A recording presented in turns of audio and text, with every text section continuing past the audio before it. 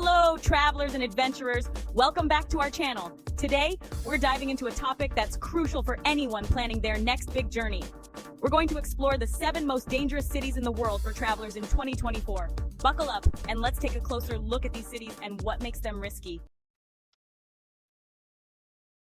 All right, we're starting our journey in Central America in a city that's got a bit of a split personality, San Salvador, El Salvador. You see, San Salvador is this weird mix of stunning natural beauty, volcanoes, coffee plantations, Pacific coastlines, and then, bam, a very real problem with gang violence and crime. It's a city that can steal your breath away, both figuratively and, well, you get the picture. Now, I'm not saying don't go to San Salvador. What I am saying is be smart. This isn't the kind of place you just wander around aimlessly, especially if you're flashing expensive gear or looking lost. Do your research, know where you're going, and maybe even connect with some locals or a reputable guide who knows the ins and outs. There are some incredible things to see and experience in San Salvador. The city's got a vibrant art scene, delicious food, and a resilience that you can feel in the air. But you gotta respect the situation, you know? Don't let the beauty blind you to the reality.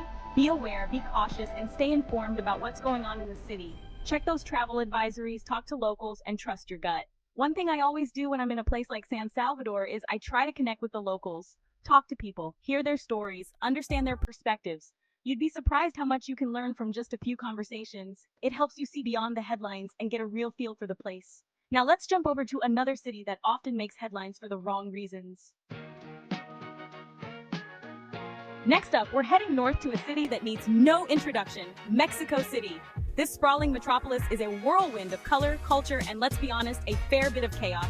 It's a city that never sleeps, and unfortunately, that can sometimes include the wrong crowd. Mexico City's got this magnetic pull. It's a melting pot of history, art, food, you name it. But it's also no secret that the city has been grappling with drug-related violence and organized crime.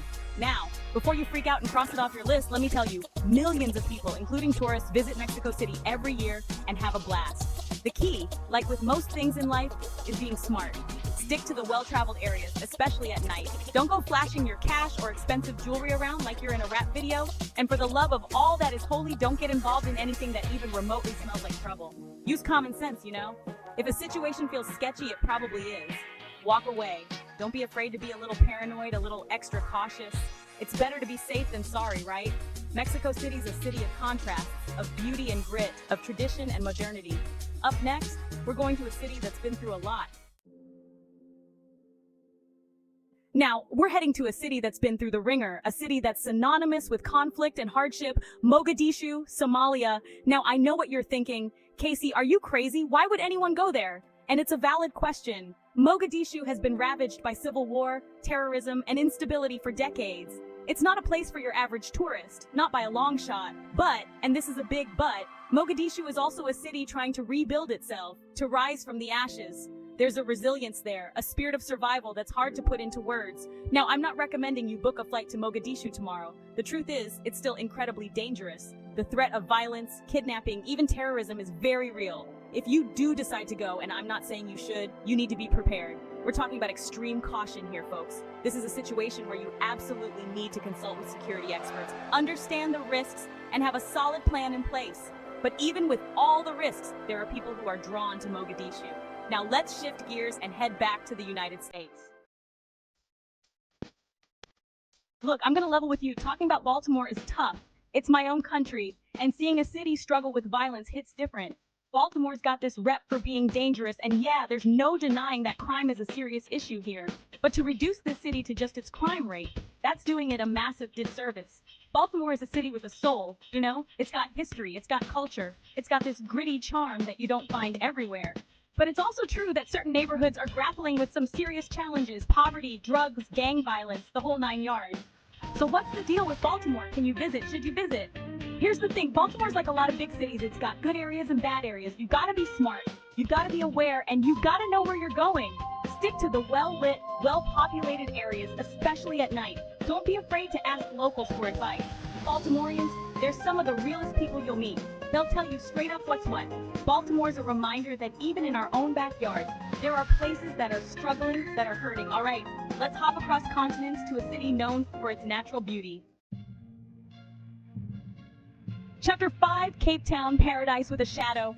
All right, pack your bags. We're heading to South Africa, to one of the most stunning cities in the world. Cape Town. I mean, seriously, this place is like something out of a postcard. Table Mountain, those beaches, the vineyards, it's breathtaking. But, and you knew there was a but coming, Cape Town also has a darker side, a side that can be dangerous if you're not careful. We're talking about crime, folks. Muggings, robberies, carjackings. It's a real problem in certain parts of the city, and it's not just limited to the dodgy areas. Even in touristy spots, you gotta be on your guard. See, Cape Town's got this stark wealth gap. You've got these incredible mansions overlooking the ocean, and then you've got townships where people are struggling to get by, and that inequality, it breeds crime. Now, I'm not trying to scare you off visiting Cape Town. It's an incredible city with so much to offer, but you've got to be street smart. Don't flash your cash, don't walk around alone at night, and be extra cautious in certain neighborhoods. Cape Town's a place of incredible natural beauty, but it's also a place that forces you to confront some harsh realities. Chapter 6. Caracas, a city on edge. Alright, buckle up because we're heading to a city that's been through a lot lately. Caracas, Venezuela. This city, man, it's a roller coaster. You've got stunning mountains, vibrant culture, and then you've got this undercurrent of tension of uncertainty that you can feel in the air. See, Venezuela's been hit hard by political and economic turmoil. Hyperinflation, shortages, crime, it's been rough. And Caracas, as the capital, has borne the brunt of it. Now, I'm not going to sugarcoat it. Caracas is dangerous. Violent crime, kidnappings, robberies. It's a real problem. And the political situation, well, it's volatile, to say the least. So why am I even talking about Caracas? Because it's a city that's more than just its problems. It's a city with a heart, with a soul, with people who are resilient and resourceful, and who deserve our empathy. Caracas is a reminder that the world is a complicated place, and sometimes the most beautiful places are also the most troubled. Let's move on to our final destination. Chapter 7, San Pedro Sula, a city fighting for peace. Our final stop takes us back to Central America, to a city that's often in the headlines for all the wrong reasons, San Pedro Sula, Honduras. This city has a reputation, a heavy one. It's been dubbed the murder capital of the world, and for a long time that wasn't an exaggeration. San Pedro Sula has been ravaged by gang violence, poverty, and corruption. It's a city where survival is a daily struggle for many. But here's the thing about San Pedro Sula, and it's something we often forget when we see those headlines. It's a city full of people who are just trying to live their lives, who are fighting for a better future. There's a resilience there, a spirit of hope that's hard to ignore. Now, I'm not going to pretend that San Pedro Sula is safe. It's not. The threat of violence is very real, and you need to be incredibly cautious if you choose to visit. But I also don't want to paint a picture of a city without hope, without beauty, without the potential for change. San Pedro Sula is a reminder that even in the darkest of places, there's always light. So, there you have it, folks. 7 cities, 7 stories, 7 reminders that the world is a complex and often unpredictable place. That wraps up our list of the 7 most dangerous cities for travelers in 2024. While these cities offer rich cultural experiences, it's crucial to stay informed and take all necessary precautions to ensure your safety. If you found this video helpful, give it a thumbs up, share it with your fellow travelers, and let us know in the comments if you visited any of these cities or have tips for staying safe. Thanks for watching, and as always, travel safely and keep exploring.